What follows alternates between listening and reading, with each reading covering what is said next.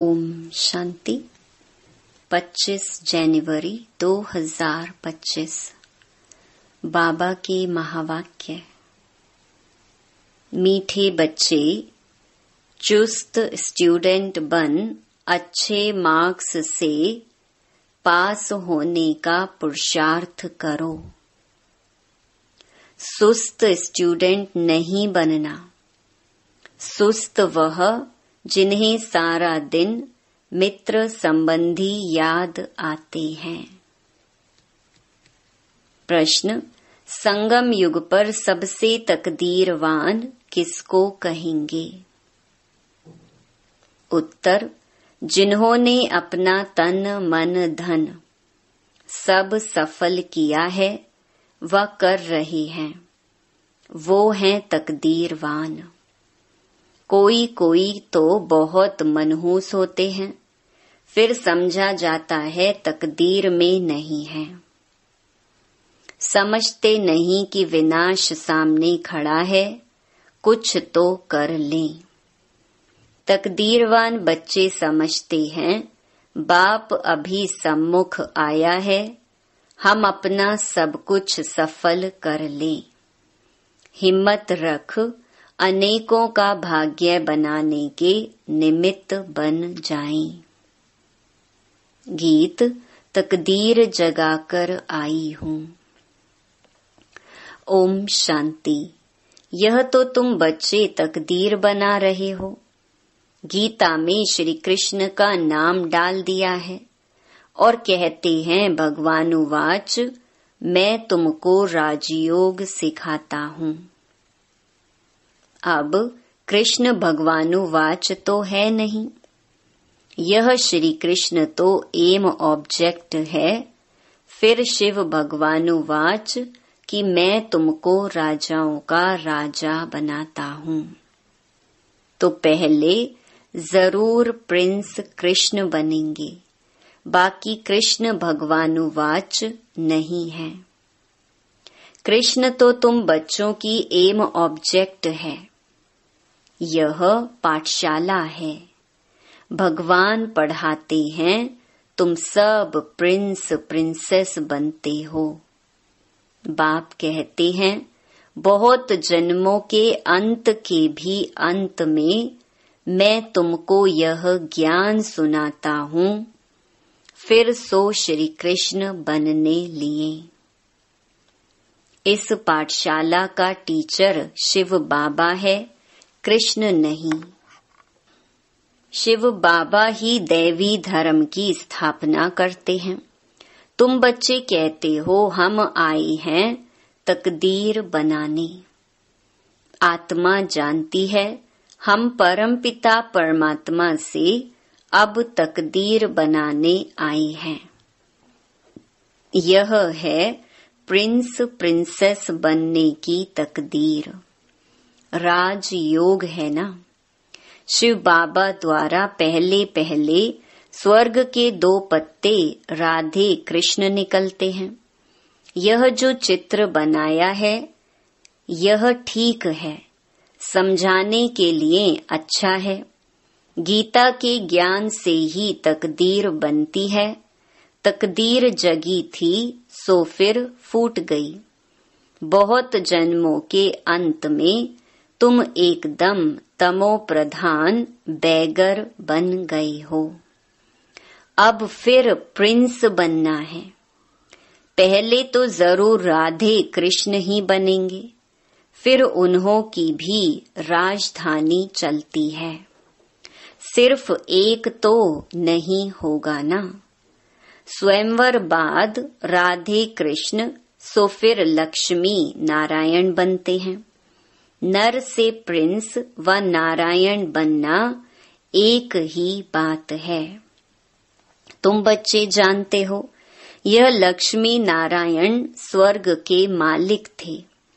जरूर संगम पर ही स्थापना हुई होगी, इसीलिए संगम युग को पुरुषोत्तम युग कहा जाता है। आदि सनातन देवी देवता धर्म की स्थापना होती है, बाकी और सब धर्म विनाश हो जाएंगे। सतयुग में बरोबर एक ही धर्म था। वह हिस्ट्री ज्योग्राफी जरूर फिर से रिपीट होनी है। फिर से स्वर्ग की स्थापना होगी, जिसमें लक्ष्मी नारायण का राज्य था, परिस्तान था। अभी तो कब्रिस्तान है। सब काम चिता पर बैठ भस्म हो जाएंगे। सतयुग में तुम महल आदि बनाएंगे। ऐसे नहीं कि नीचे से कोई सोने की द्वारिका व लंका निकल आएगी। द्वारिका हो सकती है, लंका तो नहीं होगी। गोल्डन एज कहा जाता है राम राज्य को। सच्चा सोना जो था वो सब लूट गया। तुम समझाते हो भारत कितना धनवान था, अभी तो कंगाल है। कंगाल अक्षर लिखना कोई बुरी बात नहीं है। तुम समझा सकते हो सतयुग में एक ही धर्म था, वहां और कोई धर्म हो नहीं सकता। कई कहते हैं यह कैसे हो सकता, क्या सिर्फ देवताएं ही होंगे? अनेक मतांतर हैं, एक न मिले दूसरे से। कितना वंडर है, कितने एक्टर्स हैं। अभी स्वर्ग की स्थापना हो रही है। हम स्वर्गवासी बनते हैं, यह याद रहे तो सदा हर्षित मुख रहेंगे। तुम बच्चों को बहुत खुशी रहनी चाहिए। तुम्हारी एम ऑब्जेक्ट तो ऊंच है ना।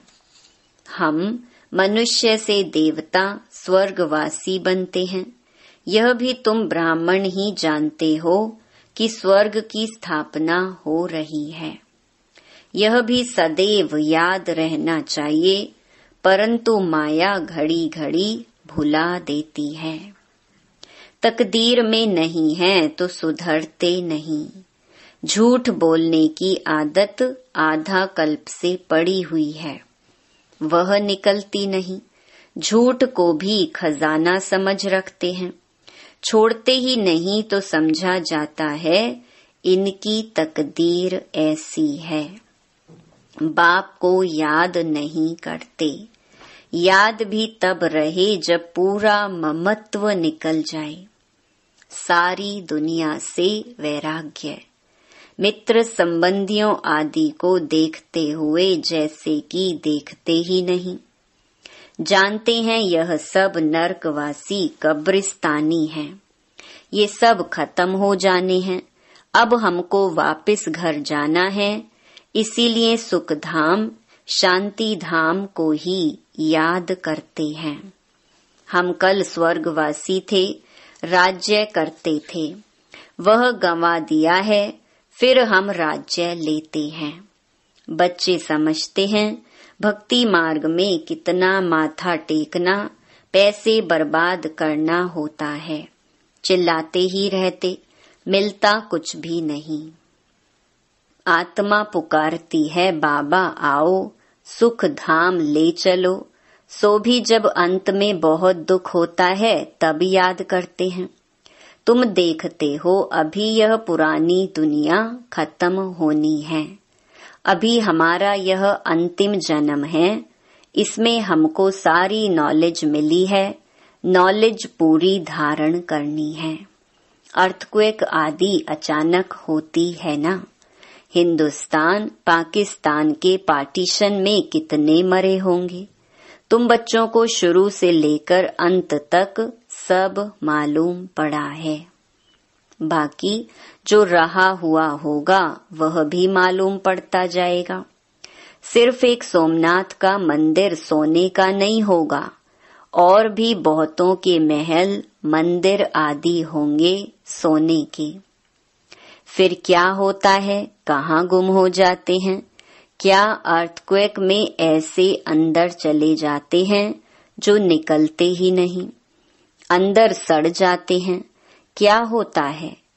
आगे चल तुमको पता पड़ जाएगा। कहते हैं सोने की द्वारिका चली गई।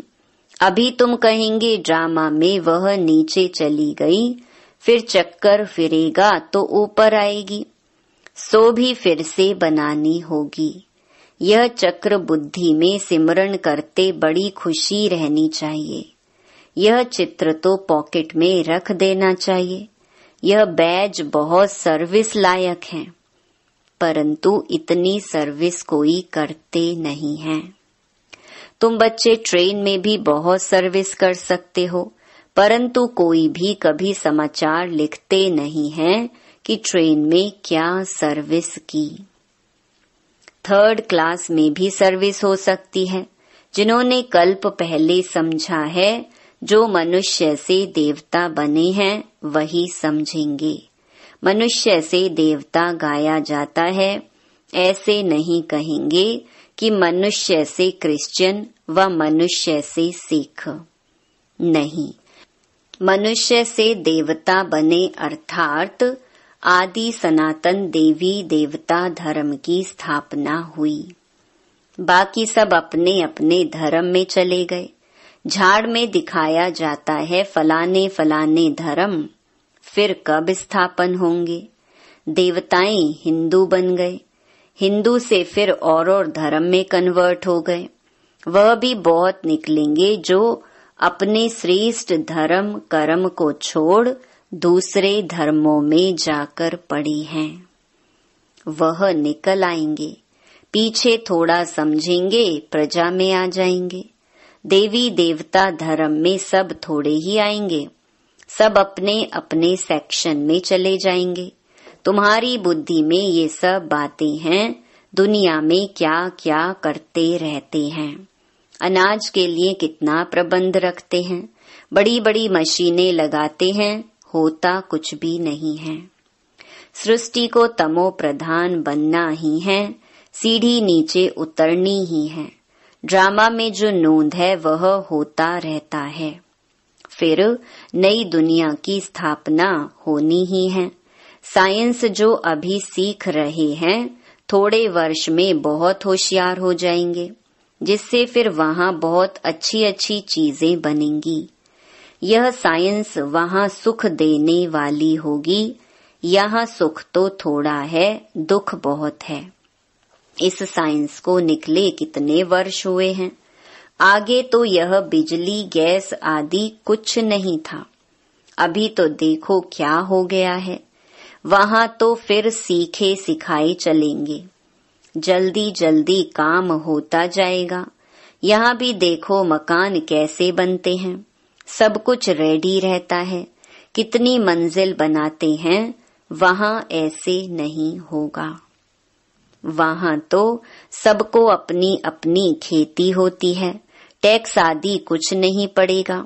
वहाँ तो अथाह धन होता है, जमीन भी ढेर होती है। नदियाँ तो सब होंगी, बाकी नाले नहीं होंगे जो बाद में खोदे जाते हैं। बच्चों को अंदर में कितनी खुशी रहनी चाहिए। हमको डबल इंजन मिली हुई है। पहाड़ी पर ट्रेन को डबल इंजन मिलती है। तुम बच्चे भी उंगली देते हो ना। तुम हो कितने थोड़े, तुम्हारी महिमा भी गाई हुई है। तुम जानते हो हम खुदाई खिदमतगार हैं, श्रीमत पर खिदमत सेवा कर रहे हैं। बाबा भी खिदमत करने आए हैं। एक धर्म की स्थापना अनेक धर्मों का विनाश करा देते हैं। थोड़ा आगे चलकर देखेंगे, बहुत हंगामे होंगे। अभी भी डर रहे हैं, कहाँ लड़कर बॉम्ब्स ना चला दें। चिंगारी तो बहुत लगती रहती हैं, घड़ी घड़ी आपस में लड़ते रहते हैं। बच्चे जानते हैं पुरानी दुनिया खत्म होनी ही है, फिर हम अपने घर चले जाएंगे। अभी 84 का चक्कर पूरा हुआ है, सब इकट्ठे चले जाएंगे। तुम्हारे में भी थोड़े हैं जिनको घड़ी घड़ी याद रहती है। ड्रामा अनुसार चुस्त और सुस्त दोनों ही प्रकार के स्टूडेंट हैं। चुस्त स्टूडेंट अच्छी मार्क्स से पास हो जाते हैं। सुस्त जो होगा उनका तो सारा दिन लड़ना झगड़ना ही होता रहता है। बाप को याद नहीं करते। सारा दिन मित्र संबंधी ही बहुत याद आते रहते हैं। यहाँ तो सब कुछ भूल जाना होता है। हम आत्मा हैं, यह शरीर रूपी दुम लटका हुआ है।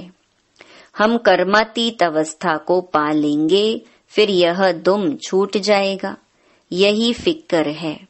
कर्मातीत अवस्था हो जाए तो यह शरीर खत्म हो जाए, हम श्याम से सुंदर बन जाएं। मेहनत तो करनी है ना। प्रदर्शनी में भी देखो कितनी मेहनत करते हैं।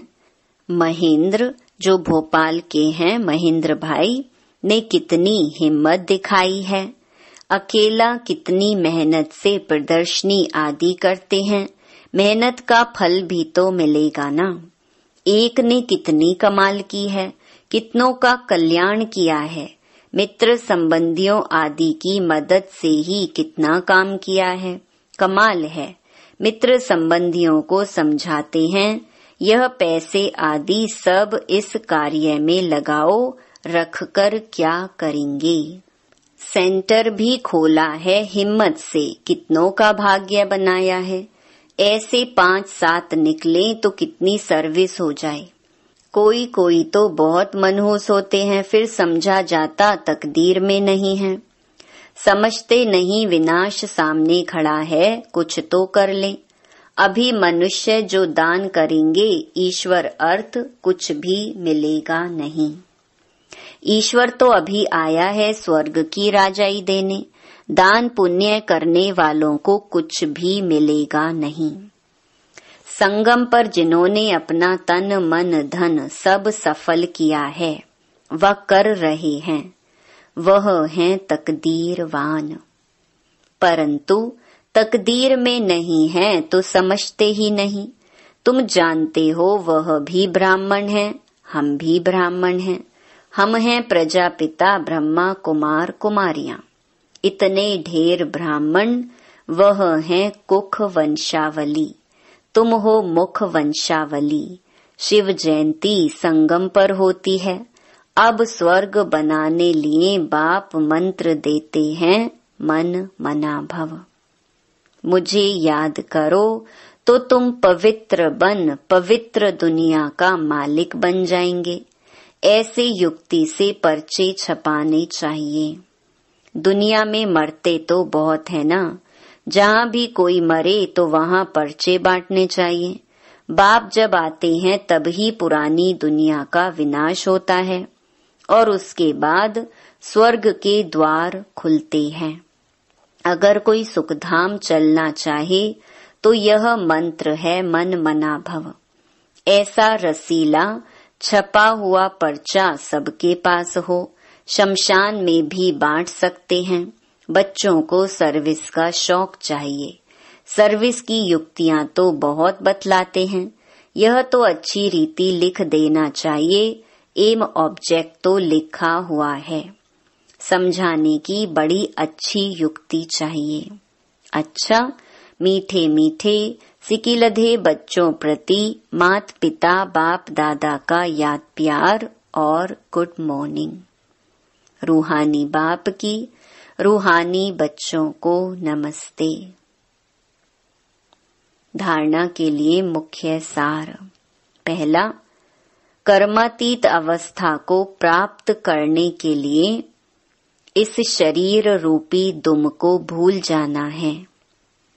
एक बाप के सिवाय कोई मित्र संबंधी याद न आए, यह मेहनत करना है। दूसरा, श्रीमत पर खुदाई खिदमतगार बनना है। तन मन धन सब सफल कर अपनी ऊंच तकदीर बनानी है। वरदान, कर्म भोग रूपी परिस्थिति की आकर्षण को भी समाप्त करने वाले संपूर्ण नष्टो मोहा भव। अभी तक प्रकृति द्वारा बनी हुई परिस्थितियां अवस्था को अपनी तरफ कुछ न कुछ आकर्षित करती हैं। सबसे ज्यादा अपनी देह के हिसाब किताब, रहे हुए कर्म भोग के रूप में आने वाली परिस्थिति अपने तरफ आकर्षित करती है। जब यह भी आकर्षण समाप्त हो जाए तब कहेंगे संपूर्ण नष्टो मोहा। कोई भी देह की व देह के दुनिया की परिस्थिति स्थिति को हिला नहीं सके, यही संपूर्ण स्टेज है। जब ऐसी स्टेज तक पहुंच जाएंगे तब सेकंड में अपने मास्टर सर्वशक्तिमान स्वरूप में सहज स्थित हो सकेंगे। स्लोगन: पवित्रता का व्रत सबसे श्रेष्ठ सत्यनारायण का व्रत है। इसमें ही अतीन्द्रिय सुख समाया हुआ है।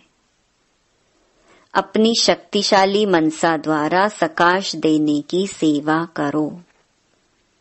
मनसा सेवा बेहद की सेवा है। जितना आप मनसा से, वाणी से स्वयं सैंपल बनेंगे तो सैंपल को देख करके स्वतः ही आकर्षित होंगे। कोई भी स्थूल कार्य करते हुए मनसा द्वारा वाइब्रेशंस फैलाने की सेवा करो। जैसे कोई बिजनेसमैन है तो स्वप्न में भी अपना बिजनेस देखता है, ऐसे आपका काम है विश्व कल्याण करना। यही आपका ऑक्यूपेशन है। इस ऑक्यूपेशन को स्मृति में रख सदा सेवा में बिजी रहो। अच्छा, ओम शांति।